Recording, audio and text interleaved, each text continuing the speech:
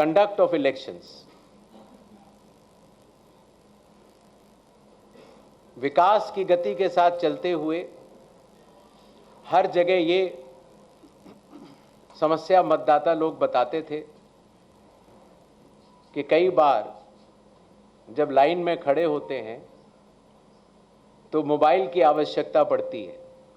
आजकल मोबाइल कोई नहीं छोड़ना चाहता, तो इसलिए बूथ के कमरे के ठीक बाहर मोबाइल जमा कर अपना वोट देने के बाद ठीक बाहर आएं और अपना मोबाइल ले जाएं। ऐसी व्यवस्था की ट्रायल की जा चुकी है पिछले बाई इलेक्शंस में, और बिहार में ये पूरे राज्य में लागू होगा, सभी 90,000 पोलिंग बूथ पर। फिर एक बात ये भी समझ में आई कि जो मतदाताओं को वोटर इंफॉर्मेशन स्लिप दी जाती है, जिससे कि उनको पता लग जाए कि ये बूथ कहाँ पर है, और अगर चाहें तो पहले भी जाके देख सकते हैं, उसमें बूथ की संख्या और पता बड़े फॉन्ट में, अगर आप देखेंगे इसमें तो लाल रंग से उसमें चौकोर किया हुआ है, तो बड़े फॉन्ट पर आप दूर से ही देख सकते हैं, जिससे कि आप अपने मतदान केंद्र में बड़ी सुगमता के साथ जा सकते हैं।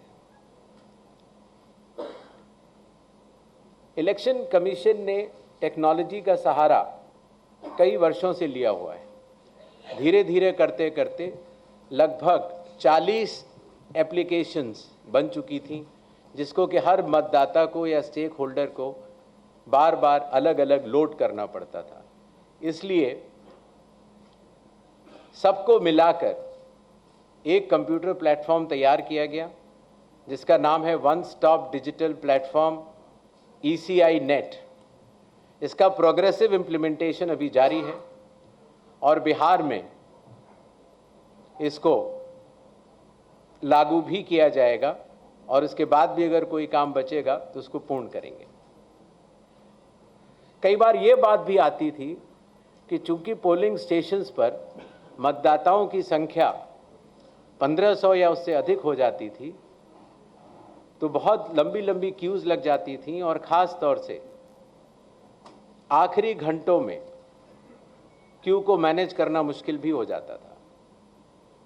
इसलिए चुनाव आयोग ने संयुक्त निर्णय लिया कि अब बिहार से शुरू होकर पूरे देश तक किसी भी मतदान केंद्र में 1200 से ज़्यादा वोटर नहीं होंगे, जिससे कि वोट डालने में हमारे मतदाताओं को सुविधा मिले।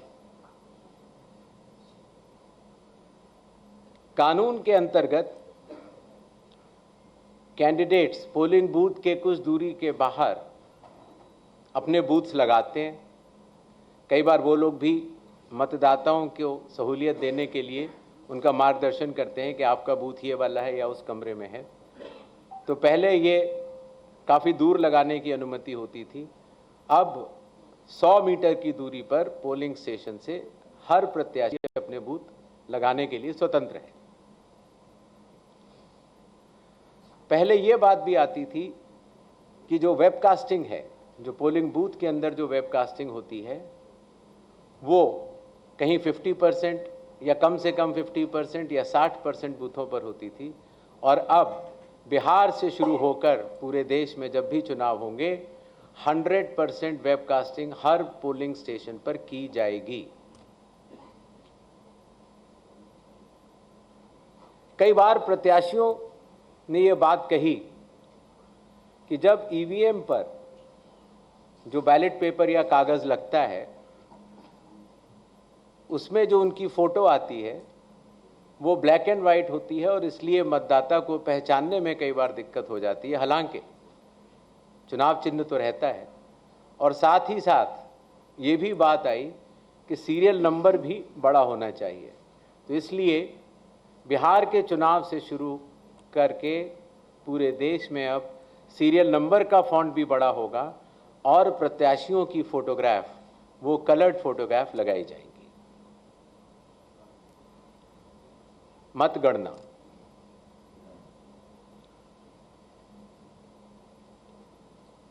पहले जब वोट्स की काउंटिंग होती थी, तो अगर फॉर्म 17C, जिसके बारे में आपको बाद में आगे बताऊंगा, अगर उसमें जो प्रिसाइडिंग ऑफिसर पोलिंग एजेंट्स को देते हैं और ईवीएम की काउंटिंग यूनिट में अगर कोई भी मिसमैच होगा तो ऐसी सभी वीवीपैट की गिनती पूर्णतः की जाएगी। इसी तरीके से पोस्टल बैलेट्स की गिनती भी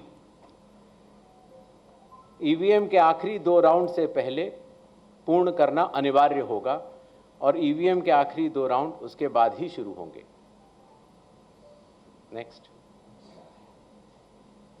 और सबसे बड़ी बात, जब चुनाव खत्म हो जाता है तो उसके बाद हमारे सारे मीडिया कर्मी और काफ़ी लोग ये जानना चाहते हैं कि कितने वोटर्स थे, कितने लोगों ने वोट किया, कितनी महिलाओं ने वोट किया। ये सारा डिटेल इंडेक्स कार्ड में अवेलेबल होता था और पहले हम इसको अलग से लेकर फिर चुनाव के समाप्त होने के बाद काफ़ी दिन लग जाते थे इसको इकट्ठा करने में, उसके बाद हम इसको वेबसाइट में डालते थे। और अब चूँकि धीरे धीरे ECI नेट का प्रोग्रेसिव इम्प्लीमेंटेशन हो रहा है, इसलिए ये डिजिटल इंडेक्स कार्ड्स चुनाव खत्म होने के कुछ दिनों के भीतर ही आप सभी को देखने को मिलेंगे। ये था छोटा सा एक ब्यौरा जो बिहार अब पूरे देश को राह दिखाने जा रहा है। 17 नए इनिशिएटिव्स जो कि बिहार में सफलतापूर्वक कुछ लागू हो चुके हैं और कुछ कंडक्ट ऑफ इलेक्शंस में लागू होंगे और कुछ काउंटिंग में लागू होंगे। इसके पहले कि हम लोग सवाल जवाब का दौर शुरू करें, कुछ चीज़ें मैं आपको बतलाना चाहता हूं। भारत में चुनाव संविधान, लोक प्रतिनिधित्व कानून और रूल्स के अंतर्गत होते हैं। दुनिया की सबसे बड़ी चुनावी व्यवस्था है भारत के चुनाव और भारत का चुनाव आयोग, और ये व्यवस्था कई चरणों में बटी हुई है। जैसे आपने देखा, मतदान केंद्र स्तर पर बूथ लेवल ऑफिसर, उनके ऊपर इलेक्टोरल रजिस्ट्रेशन ऑफिसर अर्थात ERO अर्थात निर्वाचक पंजीकरण अधिकारी, जो कि SDM स्तर के होते हैं। जो मतदाता सूची होती है उसको बनाने की जिम्मेदारी EROs की होती है। बिहार के 243 हर विधानसभा में एक ERO होता है और उन्होंने मिलकर BLOs के साथ मिलकर 243 EROs, 90,217 BLOs ने मिलकर काफ़ी वर्षों के बाद, लगभग 22 वर्षों के बाद मतदाता सूची के शुद्धिकरण का कार्य किया। अगर ERO के निर्णय में किसी का मत, किसी का नाम अगर वोटर लिस्ट में ना आ पाए या किसी गलत आदमी का नाम आ जाए तो इसके ऊपर DM के पास अपील होती है और अगर DM के डिसीजन में अगर कोई भी त्रुटि किसी भी मतदाता को लगती है तो उसकी अपील चीफ इलेक्टोरल ऑफिसर के पास होती है। तो इस तरह से विकेंद्रीकृत वैधानिक अधिकारियों के तहत मतदाता सूची बनाई जाती है। इसी तरीके से जब चुनाव होते हैं तो चुनाव आयोग हर विधानसभा के लिए एक रिटर्निंग ऑफिसर को नियुक्त करता है, जिसका कार्य होता है अपने विधानसभा में चुनाव कराना, और जो भी उसका रिजल्ट आता है वो रिटर्निंग ऑफिसर प्रख्यापित भी करते हैं और चुनाव आयोग के निर्देशों का और कानून का अक्षरशः पालन करते हैं। ये बात मैंने आपको इसलिए बताई कि भारत के चुनाव दो भागों में बटे हुए हैं। एक मतदाता सूची को बनाना और दूसरा चुनाव कराना, और दोनों में विकेंद्रीकृत वैधानिक अधिकार दिए गए ईआरओज और रिटर्निंग ऑफिसर होते हैं, और वो चुनाव आयोग द्वारा दिए गए निर्देशों का पालन करते हैं, और अगर उनके पालन में कहीं भी त्रुटि हो